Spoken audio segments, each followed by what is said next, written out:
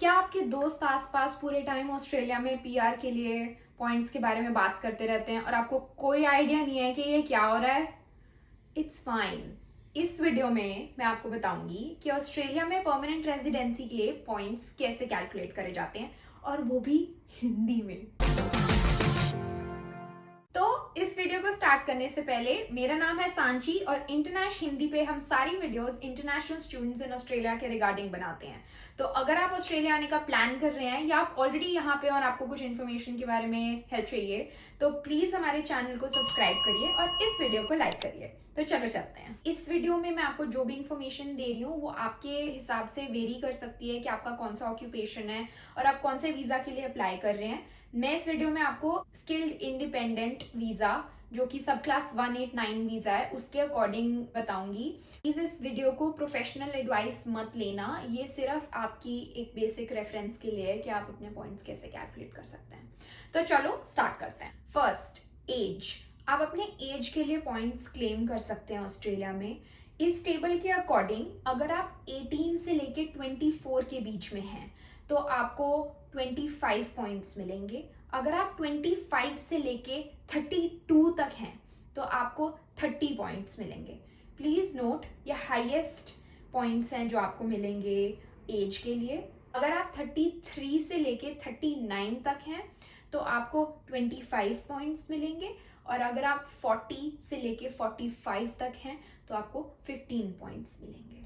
Second, English language requirement. तो आपको Australia में आपकी इंग्लिश के लिए भी पॉइंट्स मिलते हैं। अब इंग्लिश के लिए कैसे पॉइंट्स मिलते हैं? एक होती है कॉम्पिटेंट इंग्लिश, एक होती है प्रोफिशिएंट इंग्लिश, एक होती है सुपीरियर इंग्लिश। तो competent English is bare minimum, कि आपको बेसिक इंग्लिश बोलनी लिखनी आती है या नहीं आती है, और अगर आपकी बेयर मिनिमम है तो आप एलिजिबल हो अप्लाई करने के लिए, बट आपको पॉइंट्स नहीं मिलेंगे। तो 0 पॉइंट्स होते हैं कॉम्पिटेंट इंग्लिश के लिए। प्रोफिशिएंट इंग्लिश के लिए 10 पॉइंट्स होते हैं और सुपीरियर इंग्लिश के लिए 20 पॉइंट्स होते हैं। पर अब आपको पता कैसे चलेगा कि आप कौन सी में फॉल करते हैं? उसके लिए इंग्लिश लैंग्वेज टेस्ट्स होते हैं जो कि आपको देने पड़ते हैं, और आपके स्कोर्स के अकॉर्डिंगली आपको पता चलता है कि आप कौन सी में फॉल करते हैं। कुछ टेस्ट्स होते हैं जो कि रेकग्नाइज्ड हैं, जैसे कि आईएल्स, पीटीई या टोफल। मैं आपको एक क्विकली आईएल्स का ग्रेडिंग स्केल बता देती हूँ कि आईएल्स के हिसाब से आप कौन सी वाली टाइप के इंग्लिश में फॉल करेंगे।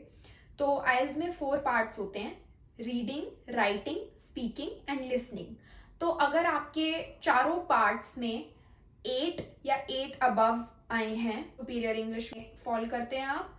अगर आपके 7 या 7.5 बैंड्स हैं तो आप प्रोफिशिएंट इंग्लिश में फॉल करते हैं, और अगर आपके 6 ईच हैं या 6.5 ईच हैं तो आप कॉम्पिटेंट इंग्लिश में फॉल करेंगे, पर 6 ईच बेयर मिनिमम है। तो चलो आगे चलते हैं। Third, employment. आपको आपकी एम्प्लॉयमेंट के लिए भी पॉइंट्स मिलेंगे। अब इसमें 2 पार्ट्स आते हैं कि आपने ऑस्ट्रेलिया से बाहर काम किया है या आपने ऑस्ट्रेलिया के अंदर काम किया है। मैं आपको पहले बताती हूँ, अगर ऑस्ट्रेलिया से बाहर काम किया है और कितने साल का काम किया है, उसके हिसाब से आपको कितने पॉइंट्स मिलेंगे। तो इस टेबल के अकॉर्डिंगली अगर आपने ऑस्ट्रेलिया से बाहर लेस देन 3 इयर्स काम किया है तो आपको कोई पॉइंट्स नहीं मिलेंगे। अगर आपने 3 to 5 इयर्स काम किया है तो आपको 5 पॉइंट्स मिलेंगे। अगर आपने 5 to 8 इयर्स काम किया है तो आपको 10 पॉइंट्स मिलेंगे, और अगर आपने 8 साल से ज़्यादा काम किया है तो आपको 15 पॉइंट्स मिलेंगे। नेक्स्ट ये आता है, अगर आपने ऑस्ट्रेलिया के अंदर काम किया है तो आपको कितने पॉइंट्स मिलेंगे। अगर आपने ऑस्ट्रेलिया के अंदर 1 साल से कम काम किया है तो आपको कोई पॉइंट्स नहीं मिलेंगे। अगर आपने 1 to 3 इयर्स के बीच में काम किया है तो आपको 5 पॉइंट्स मिलेंगे। अगर आपने 3 to 5 इयर्स के बीच में काम किया है तो आपको 10 पॉइंट्स मिलेंगे। अगर आपने 5 to 8 इयर्स के बीच में काम किया है तो आपको 15 पॉइंट्स मिलेंगे, और अगर आपने 8 साल से ज़्यादा काम किया है तो आपको 20 पॉइंट्स मिलेंगे। अब हम चलते हैं अपने नेक्स्ट पॉइंट पे, एजुकेशन। आप अपनी एजुकेशन के लिए पॉइंट्स क्लेम कर सकते हैं। अब इसमें कुछ पार्ट्स हैं, हम पहले से स्टार्ट करते हैं। फर्स्ट, अगर आपने मास्टर्स करी है या आपने बैचलर्स करी है तो आपको 15 पॉइंट्स मिलेंगे। अगर आपने पीएचडी या डॉक्टरेट करी है तो आपको 20 पॉइंट्स मिलेंगे, और अगर आपने डिप्लोमा और ट्रेड क्वालिफिकेशन करा है तो आपको 10 पॉइंट्स मिलेंगे। बट प्लीज नोट कि ये क्वालिफिकेशन चाहे आपने ऑस्ट्रेलिया में करी है या ऑस्ट्रेलिया से बाहर करी है, आपको ये पॉइंट्स मिलेंगे अगर आपकी एजुकेशन ऑस्ट्रेलियन स्टैंडर्ड से मीट करती है। तो उस नेक्स्ट पार्ट है ऑस्ट्रेलियन स्टडी रिक्वायरमेंट। तो अगर आपने ऑस्ट्रेलिया में पढ़ाई करी है तो आपको उसके 5 पॉइंट मिलेंगे। अब मैं आपको क्लैरिटी देती हूँ कि ये कैसे वर्क करता है। तो फॉर एग्जाम्पल, आपने ऑस्ट्रेलिया में बैचलर्स करी है, आपको 15 पॉइंट्स मिलेंगे बैचलर्स करने के, और फिर ऑस्ट्रेलिया में बैचलर्स करने के आपको 5 पॉइंट्स एक्स्ट्रा मिलेंगे। तो आपको 15 प्लस 5 20 पॉइंट्स मिलेंगे इन टोटल।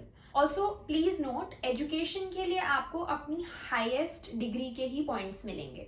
फॉर एग्जाम्पल, अगर आपने बैचलर्स करी है और मास्टर्स भी करी है तो ऐसा नहीं है कि आपको बैचलर्स के 15 पॉइंट्स मिलेंगे और फिर मास्टर्स के 15 पॉइंट्स मिलेंगे। आपको सिर्फ 15 पॉइंट्स ही मिलेंगे मास्टर्स के, और फिर ऑस्ट्रेलियन स्टडी एजुकेशन के अलग पॉइंट्स मिलेंगे।